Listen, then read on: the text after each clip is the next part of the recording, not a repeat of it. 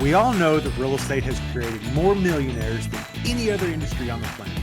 We also know that it has created a lot of heartache due to mismanagement, overborrowing, and just simple life events that happen to all of us. Welcome to the Cash Flow Pro podcast. My name is Casey Brown, and I am your fearless leader. And although we might be bourbon sipping and at times foul-mouthed Southerners, we will always do our best to be honest, straightforward, and due diligent with all of the information we pass along to you. Welcome to the show. Hey there, and welcome to today's episode of Cash Flow Pro, your daily real estate investing podcast and YouTube channel. I am here today with Mr. Steve Rozenberg. I was just on Steve's podcast, and man, what a guy we got here, everybody. So listen, I want to welcome you, Steve. Welcome to the show. Thanks, man. Appreciate you having me, brother. Absolutely. We are over the moon excited to hear what you have to tell us today, because I know that your mindset coaching and the way that you put people in the best position possible for them to win at not only business, but life and hopefully everything in between. So tell us a little bit about yourself and what you got going on, and then we'll kind of go from there. Sure. Yeah. So, started off background is I'm actually an airline pilot for some of you that maybe have seen me online. I fly a commercial airline. I fly a Boeing 777 aircraft internationally all over the world. I've been doing that for almost 30 years, flying for airlines. And, 9/11 took my trajectory of having a job and a safe, secure job, an airline pilot, changed that when I got a furlough notice. Wow. And I realized I had to do something else. I had to realize that, a safe, secure job is not as safe and secure when disaster happens. Started learning about real estate, started learning about buying, selling, flipping, all that stuff. Got my ass kicked up and down the street, got taken advantage of, ripped off, you name it, and it happened to me. And then I realized that I needed to put on my big boy pants, and I needed to learn how to kind of keep getting back up. And Yep. I kept getting back up every single day. I eventually started getting hit less and started getting up more and started getting a little more successful. Bought a lot of houses, apartments, all that stuff. Then I started a property management company and got a business coach. And I took that company, scaled it to one of the fastest growing companies in Texas at the time. We ended up having over 1,000 properties. We ended up selling that company to a venture capital backed firm. I became a VP for that firm. Meanwhile, I was speaking all over the world about running a business, understanding real estate, and understanding the connection between running a business and real estate.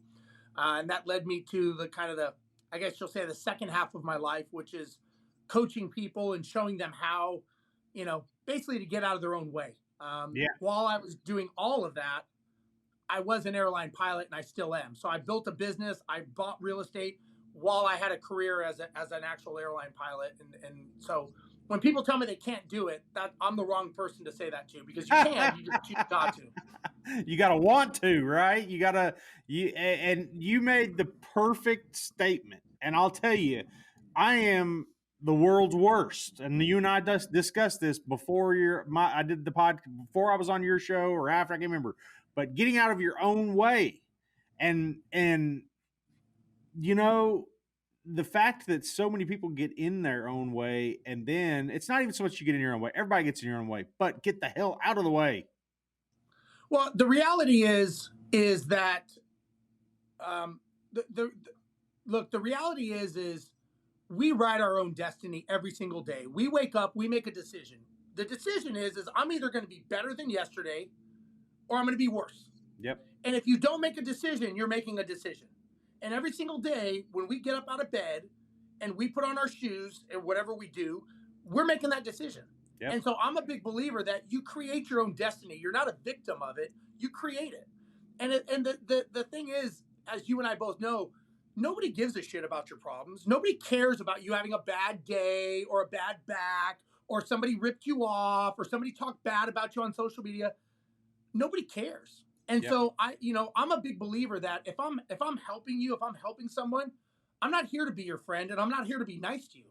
I'm here to get you to that goal. And sometimes Yep. that means getting your shit together. Sorry, don't mean to cuss. But getting together and making sure that you're the person that you need to be. Because if you want to be successful, I don't care what you're doing in life, in business, and working out, there's a very simple recipe for all of those things. Yep. If you follow the recipe, it will work.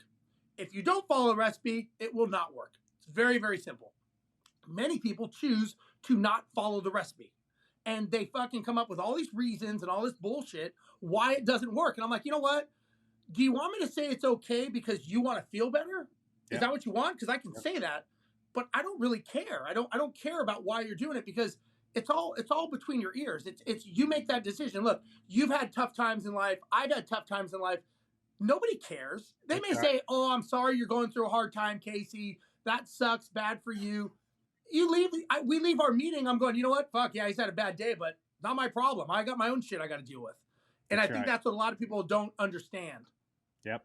And that's in that, I think that whole sentiment kind of goes along with this whole social media thoughts and prayers stuff that everybody gets on. And then, like, either, there's only so many thoughts and prayers that help.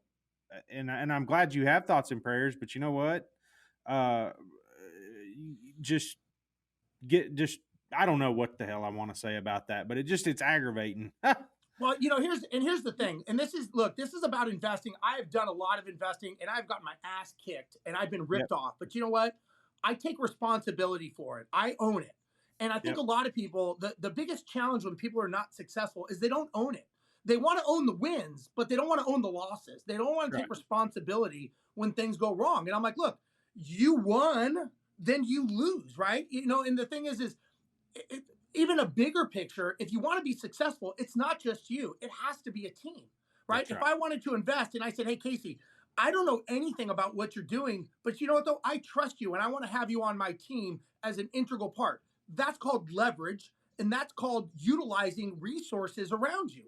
If I try to do it all myself, look, one person playing against a whole football team is not going to win. That's ridiculous.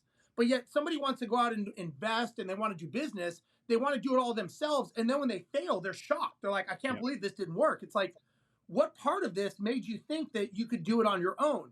Normally it's ego and pride, right? Ego and pride causes us to do stupid shit, and it causes us to be success inhibitors. If you're open and you go, you know what? I'm not the fucking smartest guy in the world. I don't want to be the smartest guy.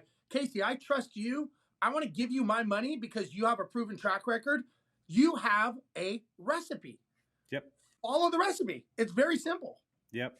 And most of the time that recipe involves you actually getting up and doing something to change your tomorrow, where a lot of people, and especially in the automated world, or the world of that we live in, that is a lot of automation,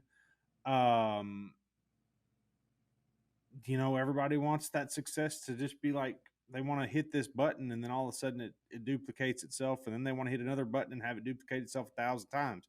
And it's just, instead of actually putting the grit in, putting it down, using your knowledge and getting it started right, and then realizing that, hey, you need to stay with this thing all the way through. Russell Brunson, as great of a marketer as he is, the idea of the sales funnel, right? Everybody thinks that, hey, I'm just going to bring these people into my sales funnel and then all this stuff's going to happen. And all of a sudden I'm just going to start cashing checks at the bottom.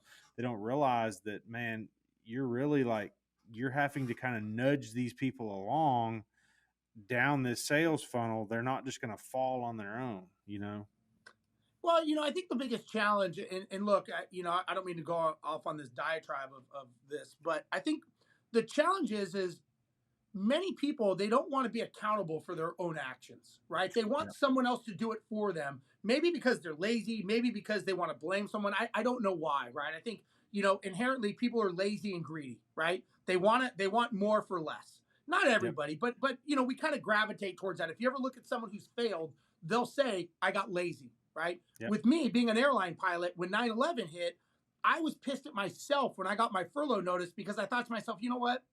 I was lazy. I allowed myself to get comfortable as an airline pilot and not trying to keep better than myself. I owned it. I didn't even know what any of these things meant, owning it and blah, blah, blah. I Yep. just was like, you know what? This is on me. I have no one to blame but myself. When I was getting my ass kicked with real estate and I was getting ripped off and, contractors, tenants, people sold me bad properties, you know what? That was on me. I couldn't Yep. blame them. I mean, you can blame them, but that doesn't get you anywhere. You don't learn the lesson from that. And I think a lot of people, they tell me all the reasons why they can't do something. Like people will tell me like, well, I don't want to get involved in syndications because of this and because of that. And they tell me all the things that can go wrong. And I'll listen to them and I'm like, okay, but there's a chance that it could go right. I mean, Yep. we got it better than 50-50 shot. We see people that are successful. Yep. We see them doing it. Yes, there's a possibility when you get in your car and you drive tomorrow, you could get fucking T-boned and die in your car. That is a possibility. Yep. Somebody can carjack you. That is Are a you possibility. are you But it's never also going a to get in your car? possibility that you're going to make, yeah, you also could make your destination. Yep. That's a possibility. That's what you're planning on. Why not plan for success then be afraid of the worst, in my opinion? And that's a lot of people have the fear of looking dumb, the fear of losing money.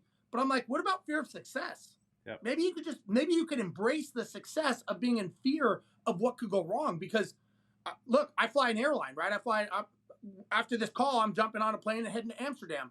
4,500 miles, half of it's over the Atlantic Ocean. A lot of shit could go wrong between now and then. But I'm assuming I'm going to make it to Amsterdam and I'll be there tomorrow having a beer, drinking in the bar with people, hanging out. Yep. That's the plan, So I think a lot of people, they focus when they're not sure. They give you all these reasons why something won't work, and I'm Yep. like, I get it, but let's focus on what could work because someone like Casey has a recipe. There are people that have successful recipes, and there are people that have shitty recipes that fail. Yep. Both people have them. You choose based on your homework, your due diligence, which recipe you want to follow. That's right. Now, to go back to the first part of this last segment here, this last spot where you're talking about responsibility, my son and I were listening to Barbara Corcoran speak about, the lady from Shark Tank about 2 or 3 weeks ago. And she didn't speak a lot about business. She talked a little bit about the show to tell us about like how things went and whatever. And she also gave us a little insight into one of the things that she told us that this show, what you see on TV is like 11 minutes, right? And what in reality, that 11 minutes is like 2 or 3 hours off air where Right. they ask a bunch of questions and that you don't see. And she said one Right. of her first inclination of whether she's in or out is whether or not a person accepts responsibility. If she asks a person, well, like, okay, why didn't your unit start selling for the first 6 months? And that person starts blaming everybody else and doesn't say, hey, I was in a learning process or whatever. I. If that person does not accept responsibility, she's out. Period. End of story. And that whole victim mentality is something that you can't that really, I mean, I guess I think people can get over that, but accept responsibility for your actions, Yeah, I learned from some training that I've done with some people that when you win, you give the win to the team. You guys did awesome. You guys killed it. When there's a loss, you own it. You know what? That's on me. I should have done a better job of explaining. So let's say you were going to do a deal, right? And the deal goes sideways. You could say, hey, you guys, to your team, you could say like, you guys suck because you didn't do your homework, you didn't do your due diligence. We got outbid on the deal. You should have done this, that, and another. Or you can go, you know what, guys, that's on me. I should have put more emphasis on bidding it. You know what? I need to do a better job of explaining how important that was. And what you're going to get when you do that is you're going to get buy-in from the team. The team's going to go, you know what, Casey, that's not all you. That's on me. I should have done a better job of this, that, and they start owning it as well. That comes from a lot of Jocko talks a lot about that in extreme ownership and other things. It's all about owning it and being responsible. But many people are not. Many people don't want to take responsibility, and I think that's a challenge in today's society. Yeah, and I think it's becoming a bigger challenge as social media starts to really filter like I feel like the people that are left on some of these platforms are the people that I don't know. I feel like they're weirdos who stay on there and scroll all day long instead of getting their ass up and going and doing something with their life. All they want is social media. And they want more of it. And I'm sorry, I know that there's probably listeners out there that are that, but I mean, put the social media down. Yeah. and get out and make things happen. Don't sit around and think about all of the reasons it can't happen. Get out and make things happen. And that's what, man, I know, Steve, when I was on your show, I mean, I know that that's one of the big things that you and I discussed was just making things happen and getting out there and just putting yourself out there, even though it's uncomfortable at times. Get out there and make things happen. Yeah. I mean, look, I've learned this from owning a business, and I'm sure you have as well, is that, look, it's not going to be rosy, right? You are going to have challenges. You're going to have days when you put your head down at the pillow and you're going, am I even doing this the right thing? Is this thing going to go sideways? I've had those days. I'm sure you have. Anyone who's an entrepreneur, anyone who's someone that's an investor has those days. They have those nights. But you know what, though? You're going to learn much more from working through those things. And even if they go sideways, you know what? I've learned that even in the darkest days and the darkest nights, the sun does come back up eventually. I'm right. It happens, you know. I mean, look, we've all had problems. You and I have talked about challenges you've had. And we all have them, right? But at the end of the day, you can only predict what's going to happen tomorrow when you wake up and go, you know what? I got to shake it off and I got to step up to the plate and I got to hit it again. Yep. And to me, that's the difference of someone who's a blamer, they're an excuse, they're in denial, or someone who takes ownership, they're accountable and they're responsible. Yep. And I tell you what, man, I give a lot of respect to people when the shit's hitting the fan and they're sitting there saying, you know what, I own it. Like, you know what, this is on me. Let me fix it. The ones that's blaming something as simple as when you have a meeting with someone and they walk in the room and they say, sorry, there's a lot of traffic. Nothing I can do about it. Well, yeah, there is. You could have fucking been here earlier. You could have been respectful of my time and you could have shown up earlier. So there is something you can do about it. That drives me crazy. It's like, so your time is not as important is more important than mine. Like, I respect your time. I'm here on time. So whenever someone says about the traffic or sorry, I got caught up in something, I'm like, and I was at, I did some training with Echelon Front, which is Jocko's team. And one of the things the guy said, one of the Navy SEAL guys, JP Donnell, is real. It always sticks with me. He says, when you say you don't have time to do something, like, oh, I don't have time to spend time with my kids, or, you know what, I don't have time to go to their baseball games, or he goes, what you should say is, it's just not a priority for me to do. It's just not a priority for me to spend time with my kids right now. He goes, say that and see how important that is. And man, that was like, wow, like that was pretty deep. One of the most respected people in my life is a guy that owned the business I worked at when I was in college, and he and I were just he was not real personable, just a business guy who just got shit done. And I was complaining one day because we were working a lot of hours. It was during summer break, and I was like, man, I didn't have time to get that done today. And you know what he told me? You know what he told me? What? He said, there's 24 hours in every day. Don't talk to me about there not being enough time to get something done. And I thought, you know, he's right. There is. Just because it didn't happen in this 8-hour or 12-hour window that I think it should have happened. Hey, and he wasn't afraid to pay the overtime. Get out there, get it done. I don't want to hear excuses. Exactly, man. Exactly. That's the challenge. Unfortunately, you know, look, I get people have shit going on in their life, and this may not, you know, that may not be a priority for them. I totally get it. And I'm not saying it should be. But if you own it, you got to own it. You know, if you want to be an investor, then you know what? Step up, be a professional, be an investor. I talk to people about, look, you know about sales, I know about sales. People tell me they're a salesperson. I go, really? How often do you practice your scripts? Never. Okay, how often do you actually review your sales calls to get better at what you did? Never. Okay, Michael Jordan, who I think was the best athlete on the planet, used to practice 8 hours a day for one basketball game all week long. Yep. Was he the best because he was practicing or because he had the talent? Probably a combination. But you say you're a professional salesperson, but you don't do what professionals do. All professional athletes practice all week long for one game on the weekend. You're a professional salesperson, but you don't need to practice? Yeah. Interesting. So again, it's own it. Yeah, and that's and the thing is, and it's the society is almost like it started with the television. You know, people, and I oftentimes think of professional athletes, like for instance, Kobe. Everybody, you'll talk about Kobe's estate now, of course, rest in peace, is worth like $500 million, 500 or 600 million, right? And everybody, you know, all people see is that. They see that, but they don't see, and they didn't see, and they didn't care to hear about or talk about the times, and I've heard, and I only heard a lot of this stuff after the fact, that he was in the gym at 3 a.m. working on footwork. And we heard that through Michael Jordan telling us that Kobe would call him at 2:30 or 3 o'clock in the morning and say, "Hey, I'm working on this footwork. What do you know?" And it was just like it in those two mindsets. For one, what was MJ doing awake at 2:30 or 3? And then and likewise, Kobe was up in the gym, banging, pounding, getting better. And there again, you're exactly right. And everybody says, "Man, these athletes, they're not." Whatever, they don't deserve whatever 100 million or whatever. And it's like, you get up and do for one day what these guys do every day. Okay, you take your Sunday evening and you throw it in the garbage can and you go play basketball in San Antonio Right. on a Sunday evening when you'd rather be with your friends or family or whatever.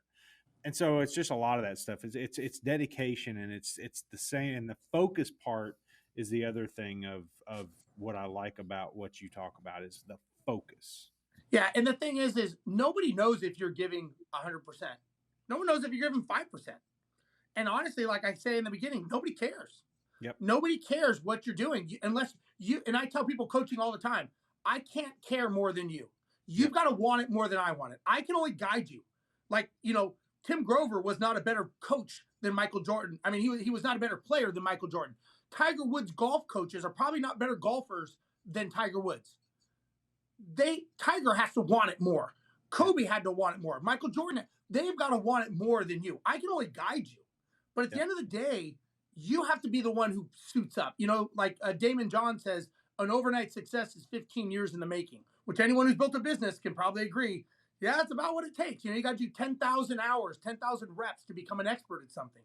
Yep. When I see people, and nowadays they I'm not putting anyone down, but social media and these guys are buying properties and this and that, and they're like, oh, I was 2 months ago I was homeless. Now I'm doing syndications, and I'm like, really? I'm like, don't you think you should put in some more reps before you start taking someone's money? Where'd you find those investors? Yeah, well, it's like, are you really being responsible? Which that's not for me to say. I don't know their background, but it makes me wonder, if social media and the glamour of this is really, and again, it's the greed. It's the greed of the investor wanting to get a quick money return, and they're just putting their money with anyone who tells them the good story. And the investor's not doing their homework. So what happens? Let's say a syndication goes sideways. The guy gets screwed. What does he do? He's blaming the lead investor. It's like, wait a second, or the syndicator. Wait a second. You could have done your homework. You could have done some due diligence. You could have asked some smarter questions, but you chose not to because maybe you were lazy or maybe you were greedy. And either way, this is the result. So you can't blame anyone but yourself because those were your actions. Yeah, and there you go, and that's the rest. So I'm guessing the first ingredient of the recipe is it probably is exactly that: accept responsibility, and that would be the recipe for anything, any progress that you want to make in your life. Accept the responsibility. So let's talk a little bit about business now, Steve. Tell us a little bit about what you've got going on. I know you said you're going to go get on an airplane and fly to Denmark. Was it? Amsterdam. Here in a little bit. And so, Hi, this is Casey Brown, host of the Cash Flow Pro podcast and YouTube channel. Have you been thinking about investing in real estate but just don't know where to begin? I'd like to help by inviting you to check out our website at www.3000capital.com. There you will find an array of material that will help you learn all about real estate syndication. And while you're there, be sure to check out our free video series download titled 5 Must-Know Keys to Success in Passive Real Estate Investing. I'd also like to personally thank you for making Cash Flow Pro part of your day. Now, back to the show. It's very intriguing to me how many pieces of your life are just that. They're pieces where you can put them together and you've got it all where it works. So talk to us a little bit about business and of course your unlimited mindset and so on. Sure. Yeah. So what I did is when I built my business before we sold it, we learned that my knowledge and skill set of being an airline pilot, and if you look at an airline, it really is the most perfect system in the world. Now, I know shit happens, maybe not right now with the pilot shortages and other stuff, but you look at an aircraft, whether you're in Sydney, Australia, London, England, Los Angeles, or Dallas, Texas, you know that if you put your bags on the plane, you've got pretty good odds that they're going to end up at your destination with you when you get off that plane. Yep. You know the plane's going to have enough fuel to get you where it needs to go. It's going to be cleaned. It's going to be catered. Maintenance is going to do all their safety checks. Pilots are going to do safety of flight items. They're going to verify everything else. All of this happens without anyone talking to anyone else. Yep. So if you think of that, that is the perfect business, because this goes on 24 hours a day, 7 days a week, all over the world, constantly is happening. So Yep. think about that as a business system. I took that knowledge of being a pilot and we injected that into our business, which is how we're able to scale it, grow it, and eventually sell the company. Sure. So what I do now is I work with business owners. It doesn't matter what they're doing, whether they own real estate, whether they have their own operation, doesn't matter. Everything is scalable and systemizable as a business. Now, the definition of a business is a commercial, profitable enterprise that runs without you. Meaning, if you can't step away from your business and have it keep operating, you don't own a business, you own a job. Yep. Nothing wrong with that, but don't call it a business when it's really a job. And Yep. if you have a job and you don't have an exit strategy, chances are you're going to die with that job or you will run it into the ground. Yep. Those are your two options, because motivation is like a battery. It drains over time. Yep. So my goal is to show people how to automate and systemize their business. So I do deep dive 3-day masterminds. I do coaching. I do a lot of different stuff for people depending on the level that they're at to help get them to the next level. And I've learned, again, like everyone else, I'm a product of the product. I am a big believer in self-development, being coached, being around high-level coaches. So I put myself and I bring high-level people to my masterminds. I've got an event coming up. I've got Brad Lee, who owns Lightspeed VT. I've got the Iron Cowboy, who is a 2-time Guinness Book World Record holder for running triathlons and all the other crazy shit that he does. Kevin Elko, who is Alabama Crimson Tide. He coaches Nick Saban on mindset. So I bring in coaches of coaches. And that to me is, I want to learn from them. I want to learn from these guys that are next level, because that's how I'm going to get better. And so it's an ever evolving process. And when you own a business, whatever got you to where you are right now is not going to be what gets you to the next level if you don't do some things different. So I just try to help people do things different to get them to that next level. And it's obvious that with the names you just threw out there, that you're really doing what you preach, and then preaching what you preach with the bringing somebody like that in. And especially and it's so difficult. And again, I don't, this concept was way out there for me a long time ago, and I think it's probably nearer to a lot of people now than it used to be. The fact that everybody always forgot that Michael Jordan had a coach, right? He had 5 not coaches. only did he have I'm just saying, not only did he have a head coach, and the head coach was probably the least involved in the personal development part of evolution. But he had those coaches, and those coaches, just like you said, and each coach specialized in one portion of what he knew he needed to get to whatever it was. Of course, then he had a supporting cast as well. And we all know that some of that was a little colorful at times, but at the same time, it was always about who can I bring in around me to make us better, make me better, make us better, make the team better. And again, it's the same thing. It's the whole Kobe Shaq thing. And it's, it's the Jordan Pippen, it's the, and it's just on and on and on and on and on. And I think everybody forgets that element. And that's why I think your program, your mastermind, your listening to you in general is what a lot of people need right now, because they forget Nick Saban's mindset coach. My God, who in the world would ever thought? Yeah.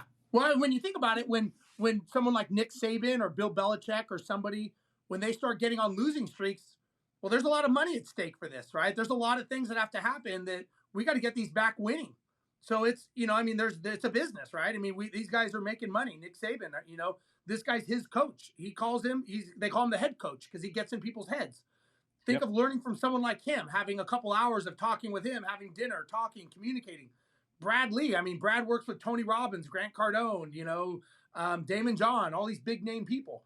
These are the guys I want to talk to. I don't want to talk about low level shit. I want to talk about guys talking about what they're doing to like change industries and change societal conversations. That's who I want to talk with. Yeah. Yeah. And again, and everybody also, the other part of this, Steve, is people forget about, everybody wants a handout. And I used to be guilty of that myself. I was like, why can't I get that guy to talk to me? Why can't, and it's because these people talk to people for money. Like Yep. they don't, and what they have to say is so valuable that they can charge the hell out of somebody for it. And it's Yep. fine. It's Yeah. all about America. That's what we're built on. And everybody wants that ever so escaping piece of somebody. You know what I'm saying? Like, yeah. And what I've learned is, and one of my mentors taught this to me. He said, look, he goes, if you're afraid to spend money, you'll never make money. That's he goes, right. That's just how, he goes, because you have a fear of it. He goes, if you have a fear of spending money, you're going to have a fear of making money. He goes, it doesn't go one way. It goes both ways. And he's like, look, you're paying for the knowledge of, like, for me, I coach people and I charge them for my time.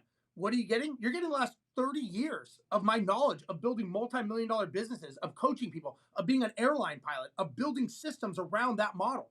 Yep. If paying me X gets you 10X, is it worth it? I would say so. Any mathematician would tell you, as long as I can produce the results that I say, why wouldn't you? You invest $1 and you get $10 back. Why wouldn't you do that?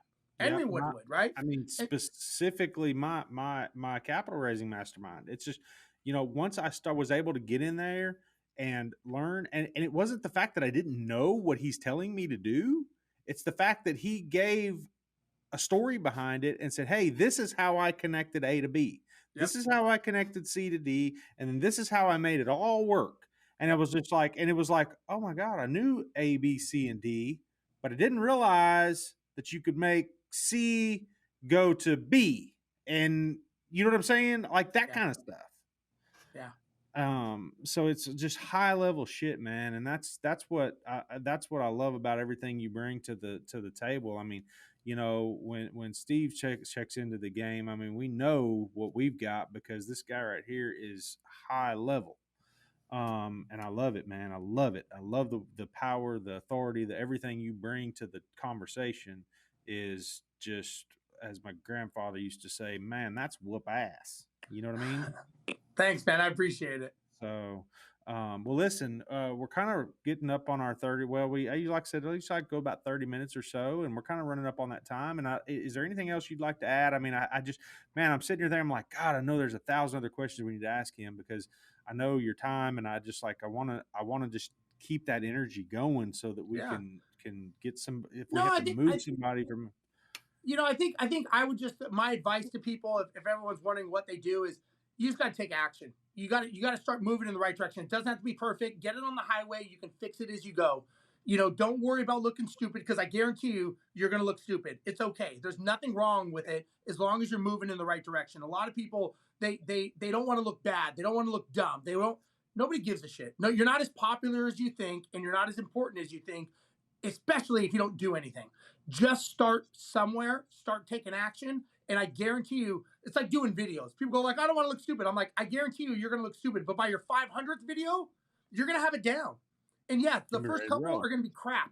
But I guarantee you will get better as time goes on. Don't worry about the first. Worry about the ones you're doing at the 500 and the 1,000 mark. I guarantee you'll be better. So my advice is just start. That's all you got to do, is just start taking action now. Yep. And there's no better advice that you will get from anybody better than this guy right here. So listen, a couple of questions before we jump off here. We ask everybody that comes on the show, what is the best book that you've recently read or are currently reading? I am currently reading Scars and Stripes by Tim Kennedy, and it is actually a really good book. Best book I've ever read is 10X by Grant Cardone. I agree. And that book gets looked over so much, but it's just it's like everything you just said. It's like, get your head out of your ass, get the people that drag you down, cut them some bitches out of your life, move on, move to the top. And if you're not doing 10X, then forget it. Yep. Forget it. If you can do it one time, you can do it 10 times. Anyway. All right, cool. What is a dream vacation that you've either taken or hope to take? Best trip, and I've been to every continent except Antarctica, so I've been everywhere. Best trip was New Zealand, South Island, New Zealand. Did the highest bungee jump in the world, 450 feet, whitewater rafting, zip lining. it's the mecca of not X Games, but outdoor sports. New Zealand by far, prettiest, best trip ever. I've done it twice actually.